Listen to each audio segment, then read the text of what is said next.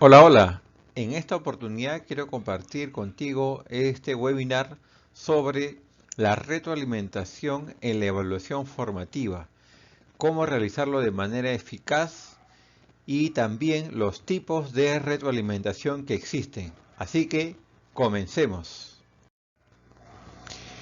Vamos a partir de la retroalimentación según lo que dice el CNEP, es decir, el Currículo Nacional de Educación Básica. La retroalimentación consiste en devolver al estudiante la información que describa sus logros o progresos en relación con los niveles esperados de la competencia. Aquí podemos ver una de las características que va relacionado con los logros que queremos que tengan nuestros estudiantes en relación a los niveles de competencia y por lo tanto radica aquí el proceso de la retroalimentación y su importancia. Por otro lado, esta información permite comparar lo que debió hacer y lo que intentó lograr con lo que hizo efectivamente. Es decir, acá hay tres escenarios. Lo que debió hacer, que es lo propuesto por el docente. Lo que intentó lograr, que es lo que él tenía proyectado realizar. Y lo que verdaderamente hizo, que se puede dar a través de su evidencia, a través de su actuación o producción. Por otro lado, también se basa en tener los criterios claros y compartidos, es decir, ofrecer modelos de trabajo o procedimientos para que el estudiante revise o corrija. Y en este tercer momento estamos hablando de que en el proceso de retroalimentación es importante, en primera instancia, que nuestros estudiantes cuenten con el conocimiento de los criterios con los cuales va a ser evaluado esta actuación o producción. Veamos entonces en qué consiste la retroalimentación y vamos a basarnos en lo que dice por su parte Rebeca Anijovic en cuanto a lo que viene a ser la retroalimentación formativa. Y ella la divide en dos momentos, es decir, en la parte como proceso y en la parte relacionada a los objetivos. En la parte como proceso, ya que genera diálogos, y estos diálogos son entre el docente y el estudiante al momento de hacer la retroalimentación, y también entre los estudiantes, entre ellos mismos, es decir, entre sus pares. Por otro lado, hay intercambios y esos intercambios vienen a ser la participación del estudiante, la participación del par en relación a su opinión, a la forma como se está dando y también de manera en que el docente puede regular el proceso de aprendizaje que está realizándose. Por otro lado, también es un proceso de demostración, porque en el momento que el estudiante da a conocer el mecanismo que ha utilizado para poder desarrollar la evidencia, para poder desarrollar esa producción que le hemos pedido, entonces él va a tener que hacerlo con un fundamento y ese fundamento radica en los criterios que hemos planteado para que pueda desarrollar el estudiante. Por otro lado, también es un proceso de formulación de preguntas. ¿Y por qué de formulación de preguntas? Porque a partir de lo que el estudiante da a conocer, el docente genera preguntas al respecto, ¿no? Formula repreguntas para poder comprender el estudiante verdaderamente está logrando lo que se espera. Por otro lado, la retroalimentación tiene como objetivos tres para Rebeca Anijovic. La primera, el comprender sus modos de aprender. Sabemos que nuestros estudiantes se encuentran en unas formas de desarrollar lo que vienen a ser las diversidades, las diversas formas en cómo aprender y eso va relacionado con los modos de aprender. Por otro lado, otro objetivo es el poder valorar sus procesos y resultados, que lo vamos a ir viendo. El proceso, ¿por qué? Porque eh, frente a la presentación de una evidencia no es el punto final, sino es el punto del cual uno va a tener que evaluar para poder generar un proceso de retroalimentación, pueda mejorarse la evidencia y así obtener mejores resultados. Y es así que también un objetivo que tiene la retroalimentación es autorregular su aprendizaje, porque de esa manera el estudiante podrá ver y canalizar las formas en cómo ha hecho el trabajo, cómo ha presentado las evidencias y en ese sentido podrá también generar esas correcciones que le van a ayudar en futuras actuaciones, en futuras producciones. Uno de los criterios para juzgar la efectividad de la retroalimentación es el involucramiento de los estudiantes de manera activa.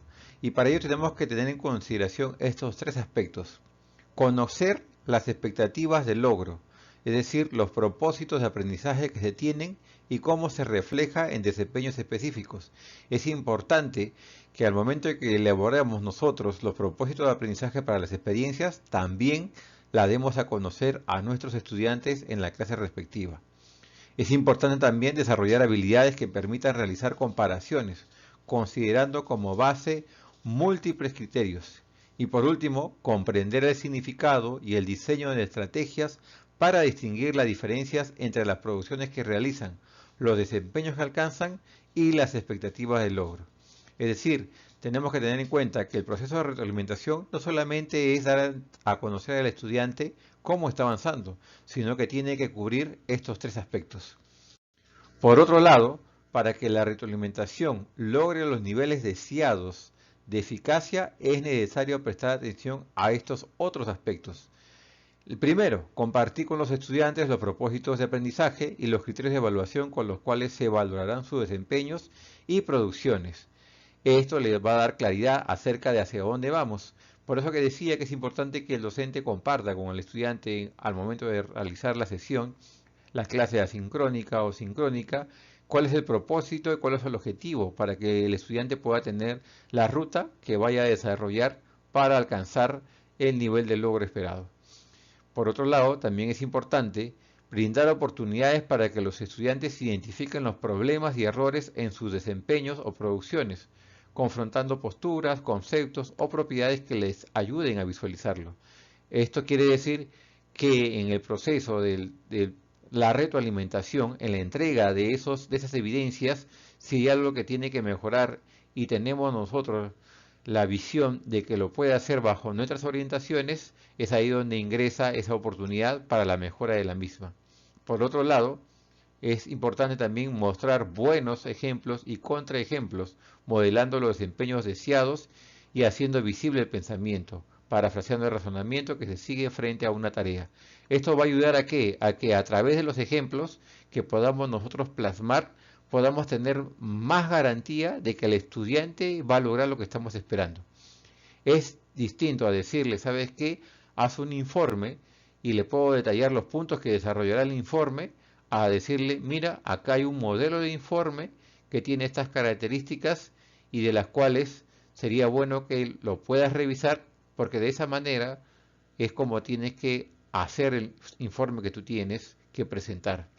Una forma sería esa, otra podría ser, bueno, acá hay un informe y este informe tiene estos criterios con los cuales ha sido evaluado y tiene B.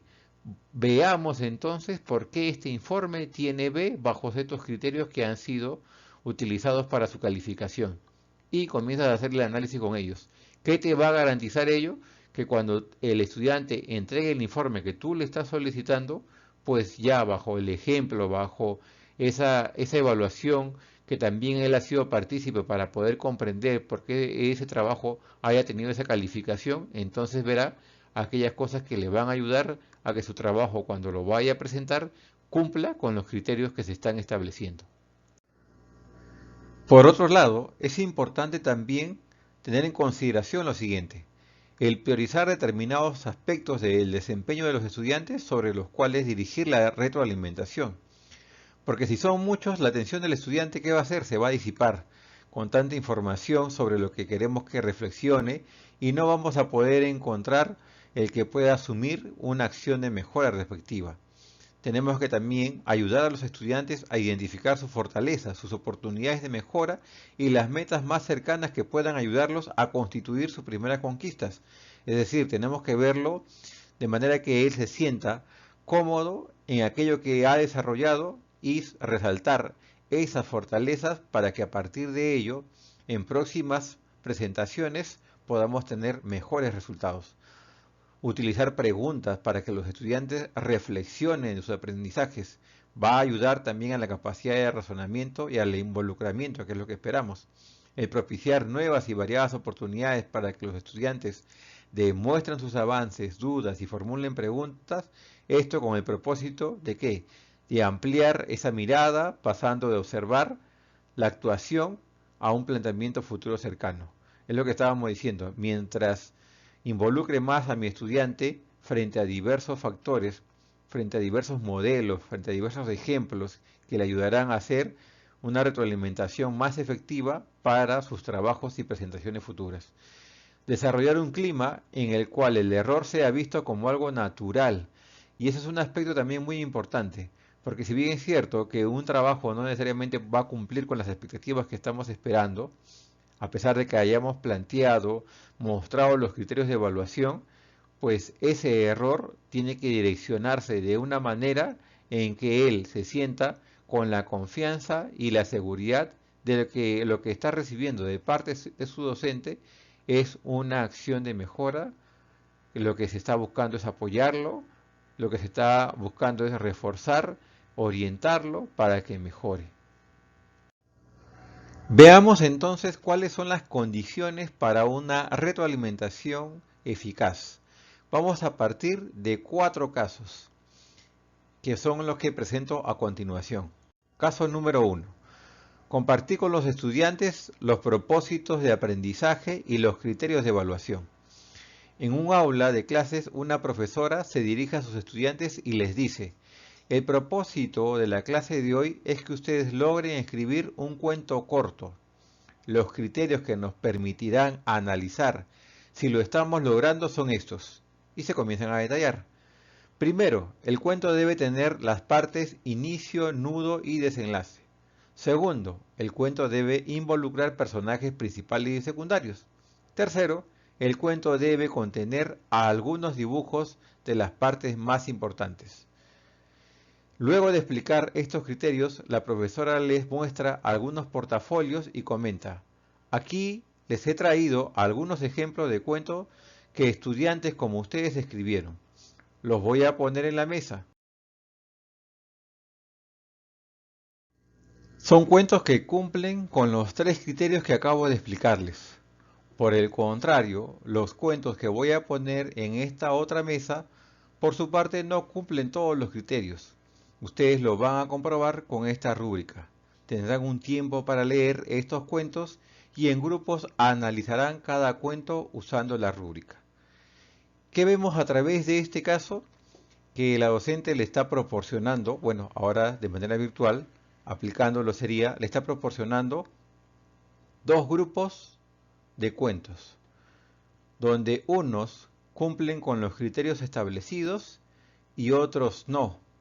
Pero además le está proporcionando también la rúbrica con las cuales ha determinado de que unos cumplen con los criterios establecidos y otros no. De esa manera ellos van a poder tener, a partir de ejemplos, ¿no? Veamos entonces el caso número 2. Brindar oportunidades para que los estudiantes. Caso número 3. Hacer visible el pensamiento del estudiante. Caso número 4. Entonces, tengamos en cuenta que la retroalimentación está constituido por un circuito donde participa el docente y el estudiante. El estudiante porque revisa, formula preguntas. Y en el caso del docente porque hace ejemplos, valora aspectos positivos del trabajo de los estudiantes. Y esa mirada siempre va en relación a planificar futuras actuaciones, mejoras de las mismas, donde el estudiante pueda responder, donde el estudiante pueda solicitar ayuda, utilizar un plan de acción para el próximo trabajo, y de manera que el estudiante pueda formular preguntas y sugerir a partir de lo que se tiene observado. Tenemos que también tener en cuenta que las características de la retroalimentación que podemos nosotros determinar son 8 y que le hemos ido desarrollando al respecto durante todo este webinar y que en este momento concretamente lo vamos a ver. La primera se centra en el desempeño, producto o proceso que llevó a cabo el estudiante y no en las cualidades o características personales del estudiante. Eso que incita a que el estudiante pueda tener la seguridad de que es tan igual como los demás y su opinión también cuenta. Número 2. Se basa en aspectos que el estudiante ha desarrollado correctamente, como también en aquellos que quedan para mejorar. Y ahí vemos ese trabajo que también puede darse de manera colaborativa con sus pares al momento en que ellos también aportan acciones de mejora. Característica número 3. Valorar el esfuerzo de los estudiantes, puesto que es necesario equivocarse para aprender. Y de esa manera estamos dejando ya de lado esa forma en la que una corrección se veía de manera de sancionar al estudiante. Característica número 4. Promueve que sea el estudiante quien trabaje en sus aprendizajes más que entregarle las respuestas. Y aquí vemos nosotros el grado de participación y de involucramiento de parte del estudiante.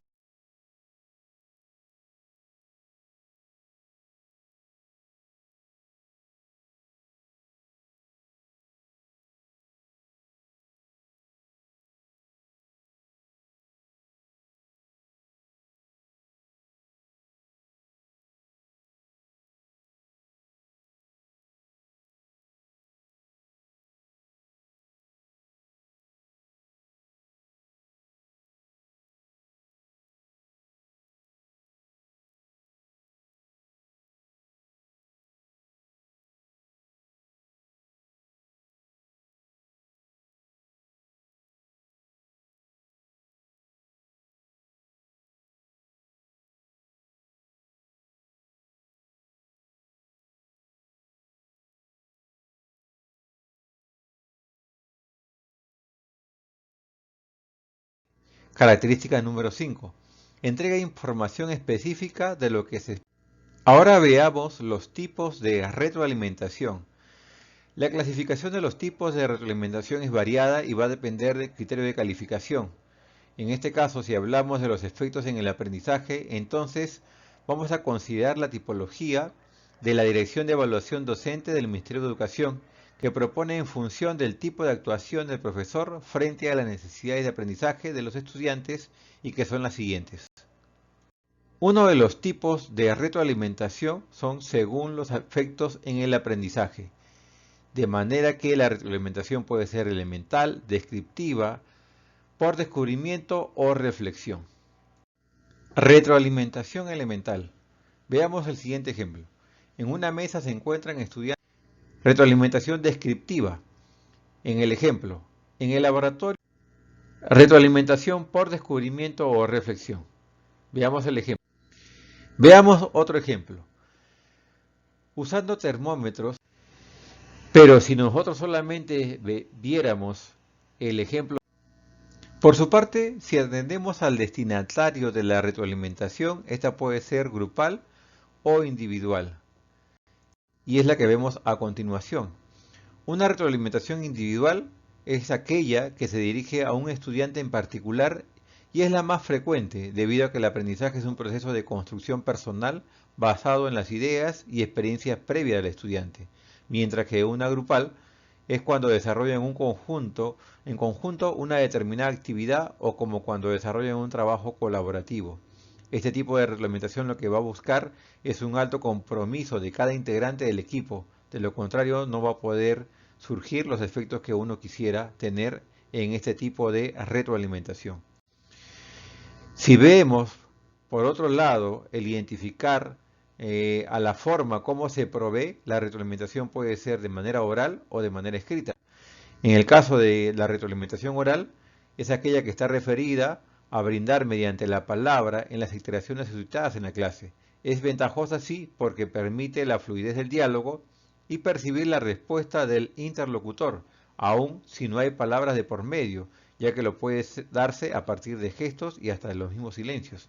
En el caso de una retroalimentación escrita, está referida a esos mensajes de escrito que se brindan a través de las anotaciones. Es ventajosa porque permite dejar registro del mensaje y retornar a él las veces que sea necesario. Definitivamente lo que va a exigir es una mayor precisión y simplicidad en el lenguaje de quien lo va a dar a conocer. Y ya vamos a ir cerrando esta parte de lo que viene a ser la retroalimentación con el propósito y beneficios que brindan en los procesos de aprendizaje. ¿Por qué es importante entonces la retroalimentación en el proceso de aprendizaje? Por tres aspectos. Valorar el desempeño y el esfuerzo de los estudiantes, explicitar claramente las oportunidades de mejora y porque se centra en la tarea. De esa manera vamos a poder tener estas siguientes situaciones. como el que influye en el aspecto emocional del estudiante, en que eleva los niveles de compromiso con los resultados del aprendizaje y el incrementa la autoconfianza de parte de él, de manera que puede ser un trabajo de manera autónoma. Visibiliza la ruta de progreso de los estudiantes y cómo lograrlo. Favorece el incremento de la productividad y también fortalece sus capacidades. Por otro lado, es importante tener en cuenta que en la construcción de la autonomía es un propósito muy importante en esta retroalimentación. ¿Y cómo impacta entonces la retroalimentación en la construcción de la autonomía de nuestros estudiantes? La retroalimentación no debería ser brindada solo por el docente, también debe ser proporcionada por los compañeros de clase y el mismo estudiante, como vemos en la figura, ¿no? Hay todo un proceso y un mecanismo en el cual el docente genera la retroalimentación, pero también busca la interacción entre sus pares y que ayuda también al proceso de retroalimentación, como hemos visto en algunos ejemplos anteriores. De esa manera, también deberán conocer las diferentes estrategias que se pueden utilizar, así como los obstáculos posibles que encontrarán en el camino. Y otro aspecto importante que deben manejar los estudiantes son los criterios de valoración que les va a permitir saber cómo están en el logro de las metas y en el logro de los objetivos que se han planteado. De esta manera, podemos nosotros ver que la formación de los aprendizajes autónomos va generando en nuestros estudiantes el poner de manifiesto sus modos de pensar y sus estrategias para abordar diferentes tareas. Sabemos que en el grado de la diversidad que existen entre ellos, cada uno tiene una forma en cómo presentarse y también salir de una situación, de un problema que se le puede plantear. Y eso ayuda a hacer también un trabajo de la autonomía de parte de él. No podemos pensar que los mismos procedimientos van a ser eficaces para todos. Asimismo, podemos observar y determinar sus fortalezas y debilidades y cómo complementarlas para hacer más exitosos los aprendizajes. Genera confianza y seguridad en sus propias posibilidades y faculta el despliegue deliberado de sus competencias para resolver problemas e interactuar.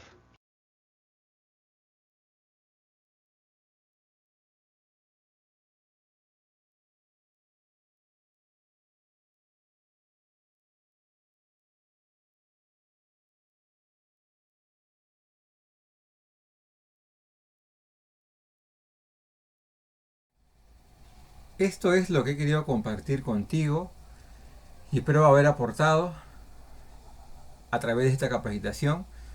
Lo que sí te solicito es que puedas compartirlo con otras personas a las que les pueda ayudar, que escribas aquí en comentarios. Si te ha gustado, le das el like. Si tienes alguna sugerencia o una recomendación también, bienvenido. Aquí estamos siempre para seguir trabajando como una comunidad. Y esto es todo conmigo. Muchísimas gracias.